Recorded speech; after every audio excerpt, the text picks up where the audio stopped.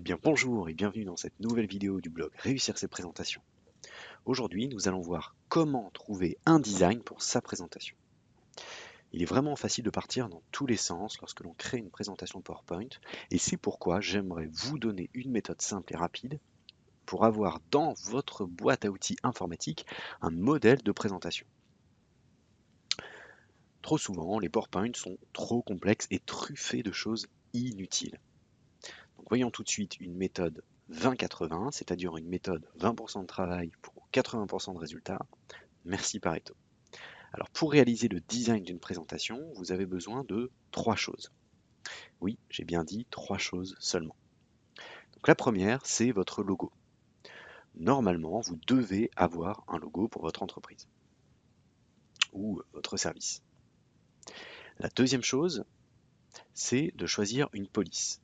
Alors, il est très important d'utiliser toujours la même police de caractère car l'œil humain reconnaît facilement une typographie.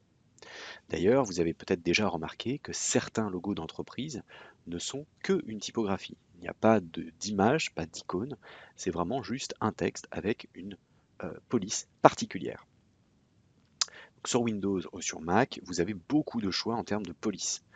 Si vous voulez vous démarquer, sachez qu'il existe des polices à vendre et que certaines sont à des prix vraiment très abordables. La troisième chose est de choisir de 2 à 3 couleurs. Vous devez vous référer aux couleurs de votre logo pour les choisir. Sachez qu'il existe également de nombreux outils pour vous aider à trouver des couleurs qui s'accordent parfaitement entre elles. À partir de ces éléments, logo, police et couleurs, vous pouvez construire un thème, c'est-à-dire un arrière-plan, ainsi que des modèles de diapositives prêts à l'emploi. Vous pourrez voir dans une autre vidéo comment réaliser un thème si vous avez besoin d'apprendre à le faire. Je vous mettrai le lien à la fin de cette vidéo. Toujours concernant le design, je conseille vivement de simplifier au maximum la structure de vos diapositives. On supprime vraiment tout ce qui est superflu. Donc vraiment très souvent, je vois sur les diapositives qu'il y a un titre, un logo en filigrane vert, ça c'est vraiment inutile et c'est même totalement polluant parce que ça va gêner à la mise en page. Ça ne sert absolument à rien du tout. Je vois également la date du jour, alors que ça, on s'en fiche complètement. Mettez-la au début si c'est vraiment obligatoire, mais c'est tout. Ne la mettez pas sur toutes les diapositives. Les numéros de diapositives, pareil. Je donne une médaille à celui qui me trouve l'utilité de mettre les numéros de diapositives. Hormis donc, décourager votre auditoire et détourner son attention, cela ne va servir absolument à rien. Donc numéro de diapositive, on supprime. Et puis également, parfois je vois l'auteur et le logo des entreprises qui est en petit dans un coin de la diapositive. Donc pour ceux qui se sentent obligés de faire du branding, mais arrêtez, ça ne fonctionne pas sur les diaporamas. On a besoin de choses allégées, vraiment simplifiées.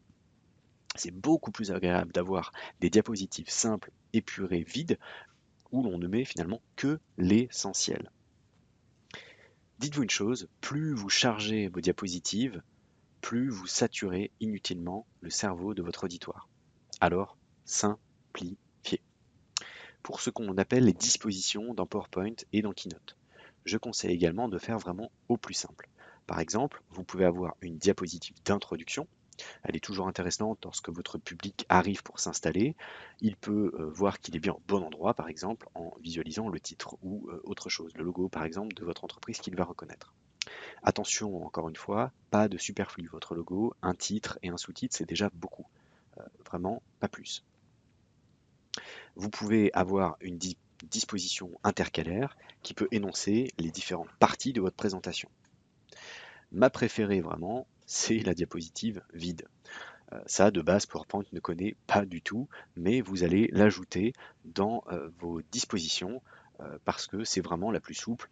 Vous allez partir la plupart du temps d'une diapositive vide.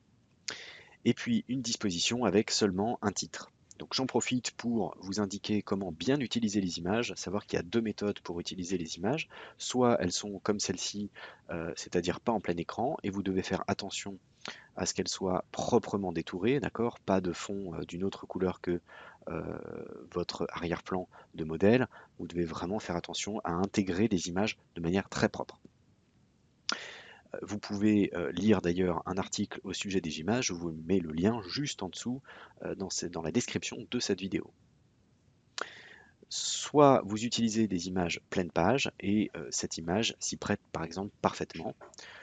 C'est beaucoup plus joli d'avoir des images qui sont vraiment en pleine page plutôt que à moitié, on va dire pleine page avec encore un fond d'arrière-plan que l'on va, un petit aperçu de l'arrière-plan que on va pouvoir visualiser tout autour de l'image. Voilà, vous savez maintenant comment construire un design pour vos présentations, simple et efficace, et qui va vraiment être agréable pour votre auditoire, qui ne va pas saturer inutilement son cerveau. Pensez vraiment toujours simplicité. Voilà, si vous avez aimé cette vidéo, eh bien cliquez sur j'aime juste en dessous. Et puis en complément, vous êtes libre de recevoir mon guide Réussir votre prochaine présentation avec les meilleures techniques de Steve Jobs lors de la présentation de l'iPhone, qui est certainement sa meilleure présentation. Il avait vraiment tout donné lors de la présentation de l'iPhone. Il avait vraiment mis beaucoup de cœur. Donc j'ai décrypté pour vous ces meilleures techniques lors de cette présentation. Pour télécharger le guide, vous cliquez simplement en bas à droite de cette vidéo. En échange de votre email, je vous l'envoie immédiatement, c'est gratuit. Et puis vous pouvez également regarder la vidéo sur comment créer un modèle sur PowerPoint. Je vous dis à très vite pour la prochaine vidéo. Bye bye.